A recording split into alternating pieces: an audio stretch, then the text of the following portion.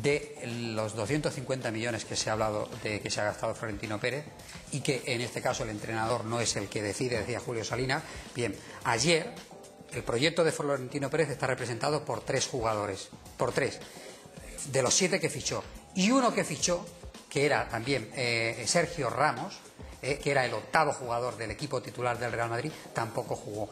Por lo tanto, va a jugar porque no van a saber pero por lo tanto también estamos diciendo que cuando se achaca a Florentino Pérez de que, oye, yo creo que cuando se ha presentado el equipo que Florentino Pérez había presentado, hemos ganado en la primera parte. Vale, no puedes analizar el Real Madrid y dejar fuera al presidente. No dejo fuera. Simplemente digo que la labor del presidente en traer estos jugadores, cuando estos jugadores, el equipo base, que lo ha puesto los 3 últimos partidos, había puesto los jugadores, a excepción de Cristiano Ronaldo, el Real Madrid en la primera parte ha resuelto. Sí, pero yo creo que Florentino Pérez se va a equivocar, igual que se va a equivocar Laporta en el seu moment, es en el aspecto de prepotencia. Es decir, arriba Florentino Pérez, y te diré per què. Arribes a la llotja i sembla guanyarem els 3 títols. Al ser superior. Son un equipo. Pero esto lo ha dicho Florentino Pérez. Sí, no es verdad. Tenemos un equipo.